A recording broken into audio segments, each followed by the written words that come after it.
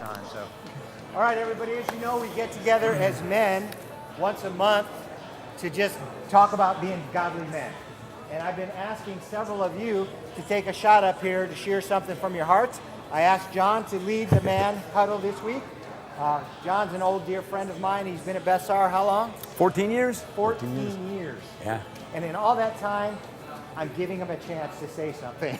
It's all yours, John. Torturing me. Torturing you, yeah. For those of you who don't know me, my name is John Bezel. Joe. And my wife, Stacy, and I, and Abigail have been going to Beth Sar Shalom for about 14 years now.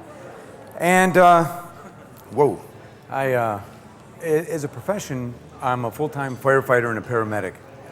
Now, I mention that because when I was trying to decide what to talk about this week at the Man Huddle, this terrible, terrible tragedy happened in Colorado, where a number of people were killed because some lunatic came in and destroyed them.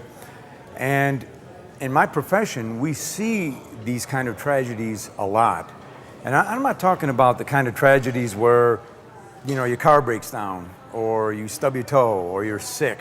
I'm talking about absolute catastrophic events, whether it be the death of a child or a loved one, or a savage accident where you're severely altered for the rest of your life, whether it be mentally or physically.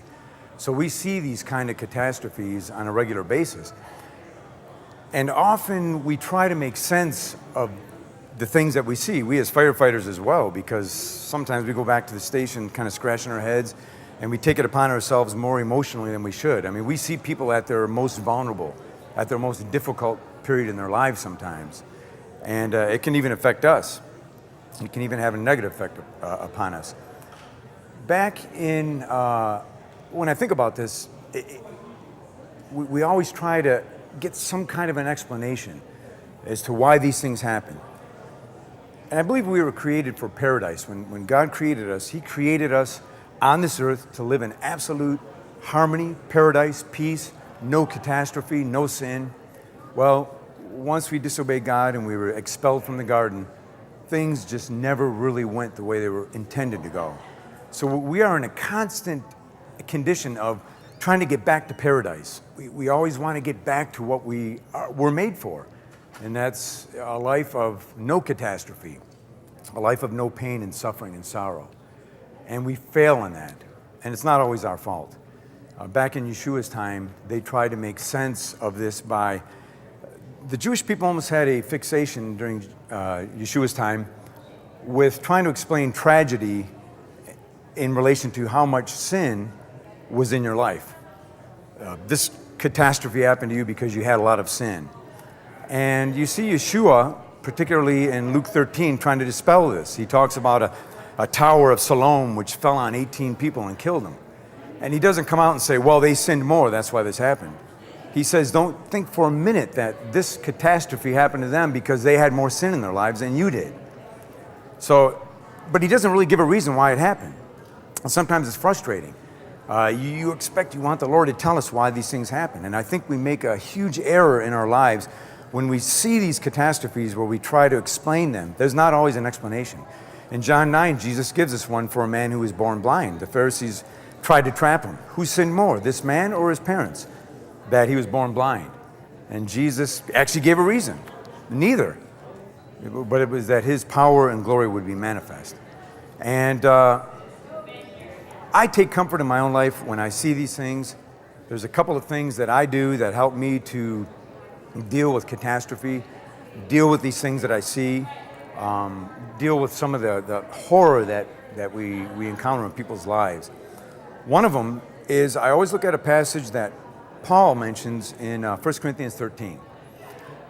It is a passage where he says, right now on this earth, we look in a glass darkly, or some say a mirror darkly. And I have in my hands here a mirror.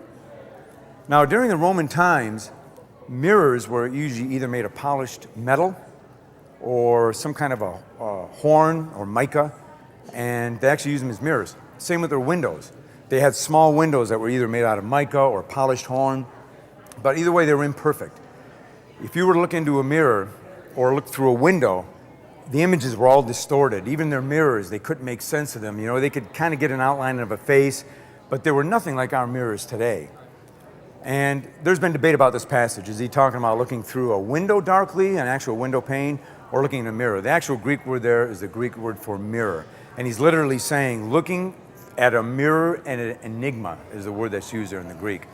So what Paul is trying to say is, we're sitting here trying to make sense of this. We're looking in a piece of polished metal, and we can't make sense of the image that we're seeing. It's an enigma, it's a puzzle. And he's trying to say that now this is kind of our burden, and we have to accept it. We don't know now why these things happen. We don't understand the world around us. We weren't created for this earth in its current form. We will know fully then. He talks about when we are in the presence of the Lord at the end of our lives and we're in eternity, then we will know more fully and understand. For now, accept that life is a puzzle to us in many respects. And the final thing I want to leave you with is, one of the things that comforts me is when Yeshua says in, I believe it's verse I can't remember now. I think it's John 16:33, where he says, in this world you will have many tribulations and trials, but take courage. The word there is courage. Take courage. I have overcome the world. So when we see, in light of this tragedy that happened in Colorado, the absolute horrific catastrophe that can come upon us, we can take encouragement for these words. Things don't seem to make sense now, but Yeshua is in control. Take heart, be strong, and whenever you look in a mirror, just keep that in mind. We don't really see or understand all of this, and don't try to make the mistake of trying to explain it all. Just accept it and rest in the Lord and take courage. Can I have your mirror real quick? What's that? Oh, yeah. All right, guys, you know how we end. Hands in. Hands in.